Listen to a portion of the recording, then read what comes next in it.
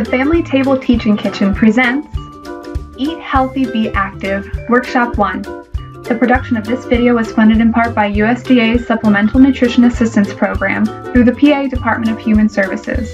This institution is an equal opportunity provider. Hello and welcome to the Family Table.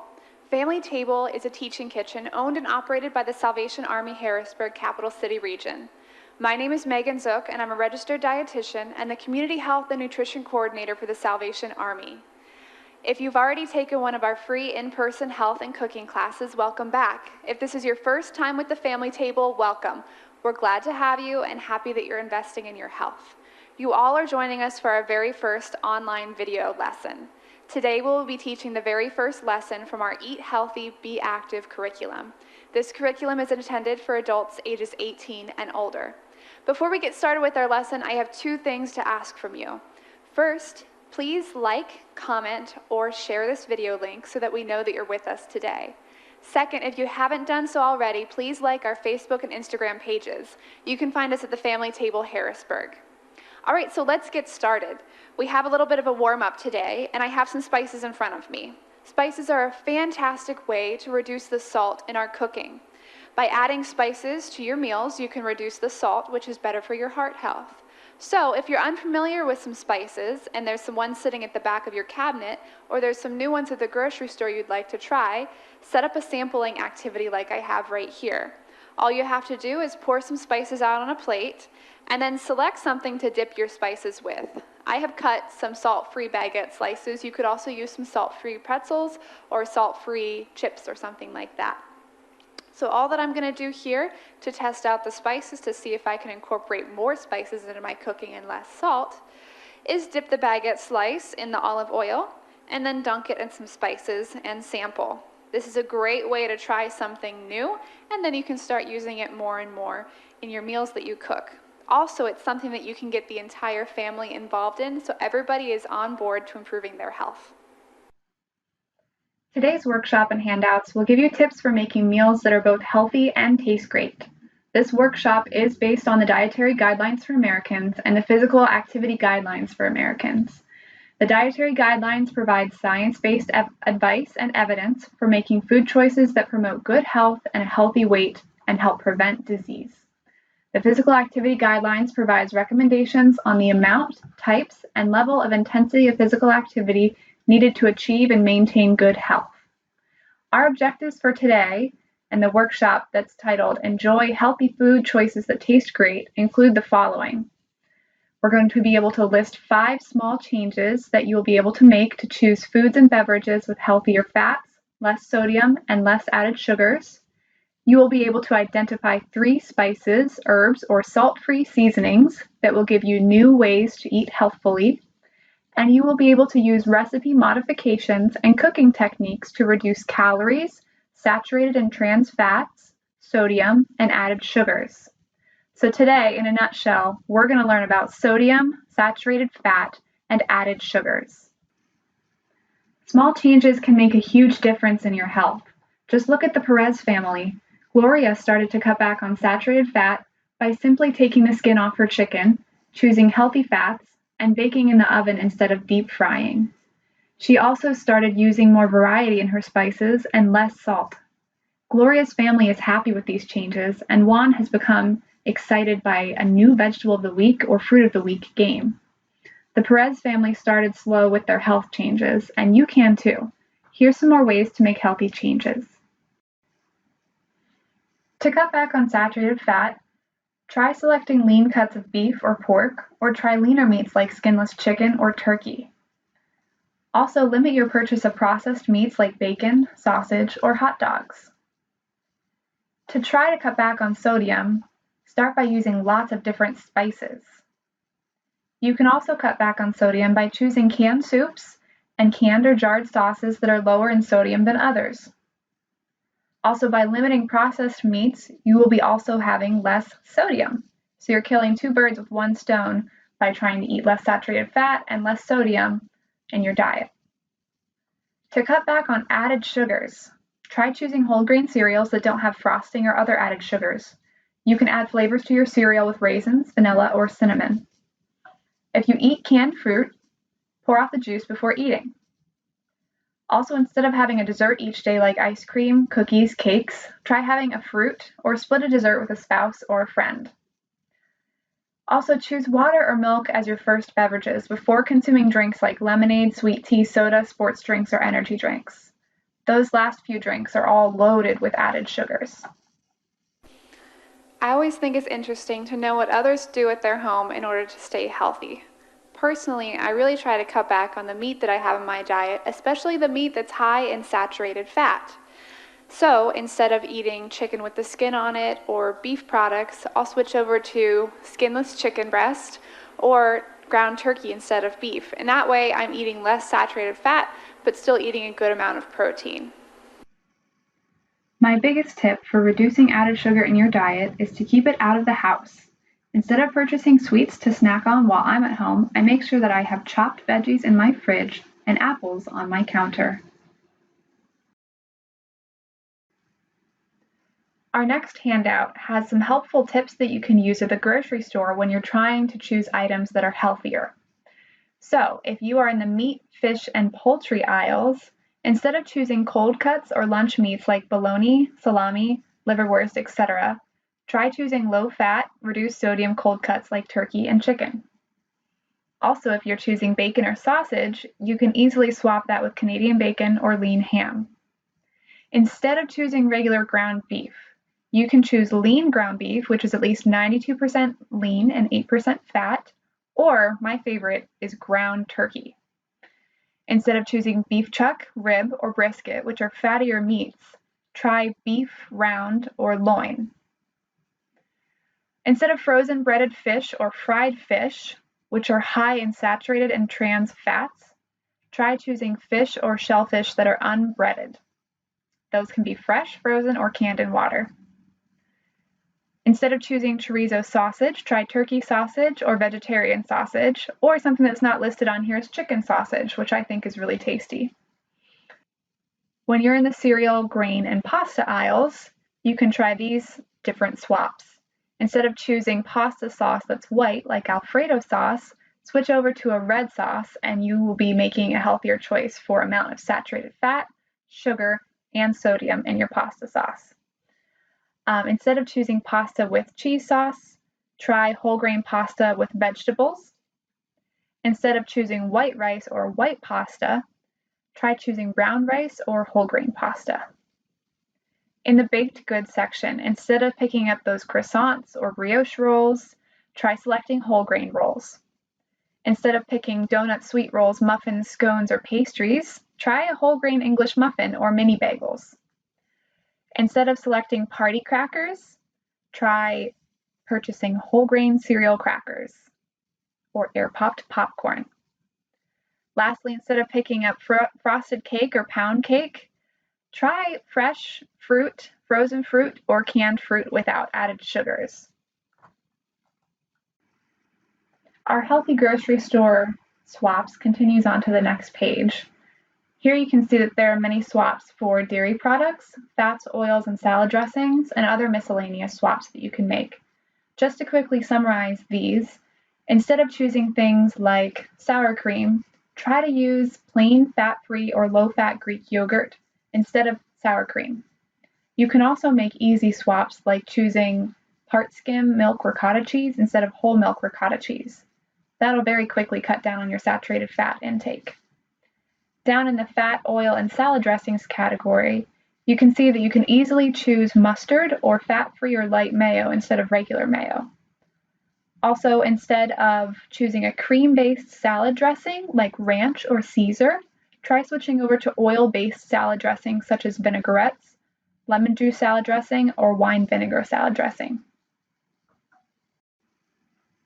So we have mentioned comparing different foods like our spaghetti sauces and trying to choose foods that are lower in saturated fat, added sugars, and sodium. So how do you compare foods when you're at the grocery store looking at many different brands and many different types of the same item?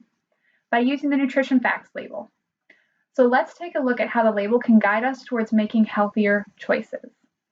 So the label contains some very helpful pieces of information that I have here on this handout. So first, you'll see at the very top servings per container and serving size. These are two really important pieces of information because you can see that a serving size of this food is 1.5 cups, and there are 2 servings per container.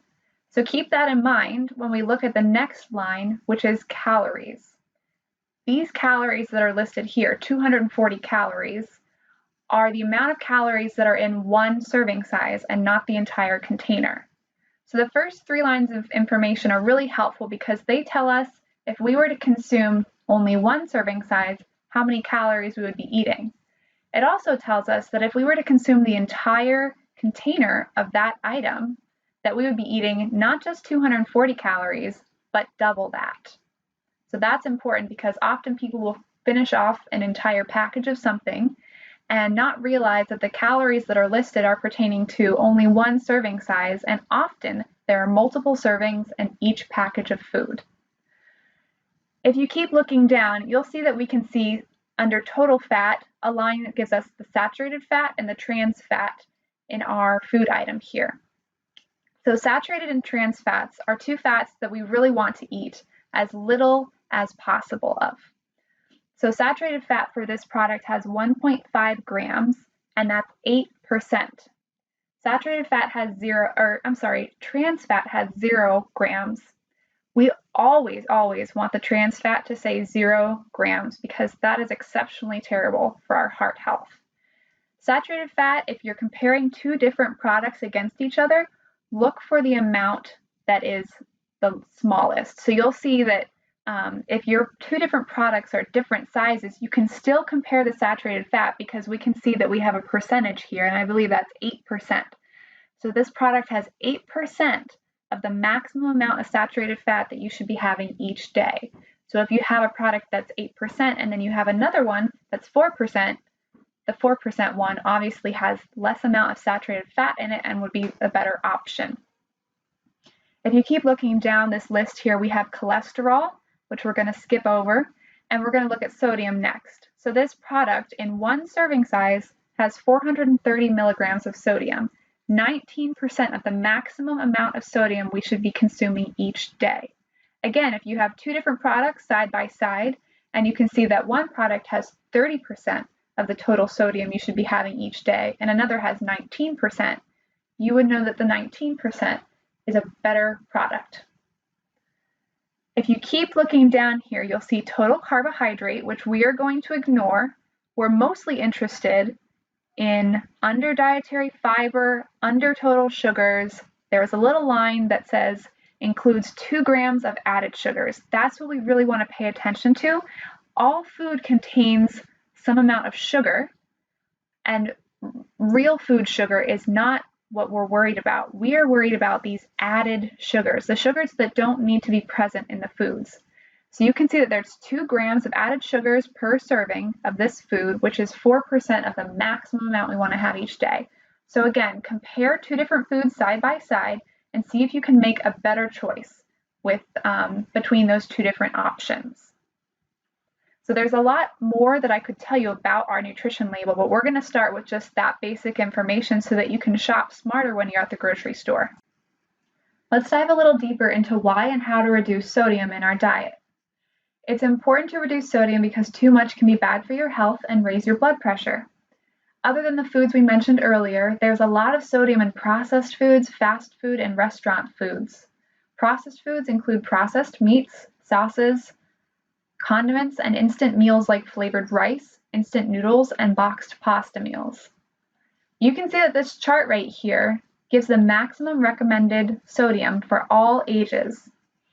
Adults typically consume around 3,400 milligrams of salt each day, but note that we should limit our intake to 2,300 milligrams each day. And under that box it says right here that only 1,500 milligrams are recommended if you've been diagnosed with high blood pressure. So that's even less. That's almost more than 50%. That's more than 50% less than what the current intake of sodium is.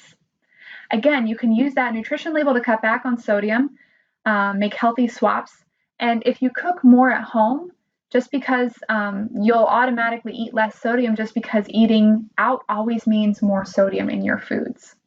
So we tried some spices at the beginning of this lesson. And this next chart that I'm going to show you is really helpful for figuring out what types of spices go with specific dishes that you might be making. So you'll see here that ginger can be used in soups, salads, vegetables, meats, and stir fries. And something like sage could be used in soup, salad, vegetables, meats, and chicken. So try different spices if you're unfamiliar with some of them, and they really can enhance a dish so that you don't have to use as much salt or any salt at all. I have in front of me the sugar content in many popular drinks. Can you guess how many teaspoons of sugar is in 1 can of soda? No? 10 teaspoons, at least 10 teaspoons. This can of soda has 11.5. So if you drank 1 can of soda per day for a year, that would be approximately 30 pounds of sugar that you're drinking. Now, if you were drinking soda and you cut out 1 can of soda per day for an entire year, you could lose up to 15 pounds. Small changes day by day really do make a difference in your health. So let's look at the sugar content of some other popular drinks I have up here. So on the end here, I wanted to show you what 11.5 teaspoons of sugar really does look like. You would never choose to eat this much sugar on its own, but often we're drinking this much sugar in just 1 can serving size of a beverage. So that's our can of soda, 11.5 teaspoons. The next example I have here is a bottle of low sugar sports drink. Low sugar, but still does have some sugar. So right here, this can of soda has 3 teaspoons. This bottle of sports drink has 3 teaspoons of sugar in it.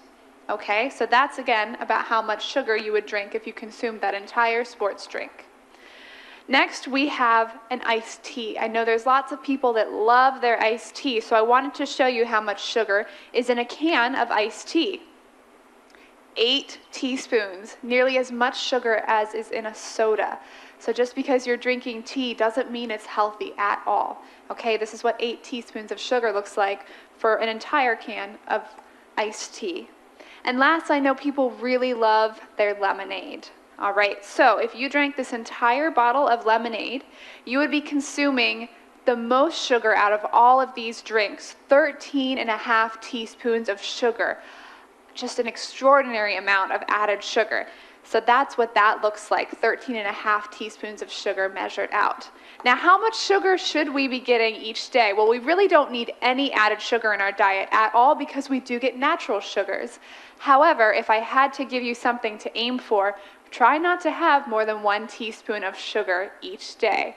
A crazy low amount. But if we drink water instead of any of these beverages and also consume milk because those are good for our bones, we wouldn't be consuming this much sugar. So just a reminder, choose water and milk always before choosing drinks such as this.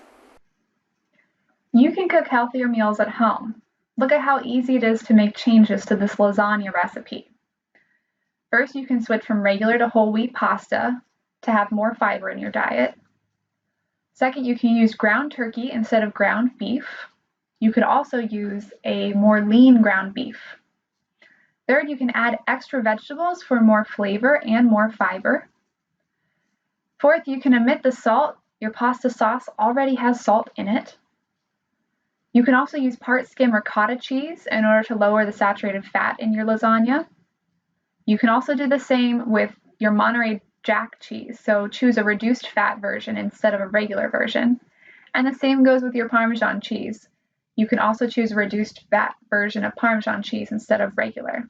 So see how easy it is to make those quick switches when you're purchasing these ingredients at the grocery store, and then you can make your meal and it'll be just as tasty and so much healthier for you. Thank you for joining us at the family table today. This is the end of our first lesson in the Eat Healthy, Be Active series. Thanks for joining. I hope that you learned something about saturated fat, added sugars, and sodium, and how you can reduce these 3 things in your diet so that you can be healthier. As a reminder, please do like our Facebook and Instagram pages, and stay tuned for our upcoming cooking video. Thanks, guys, and have a great day.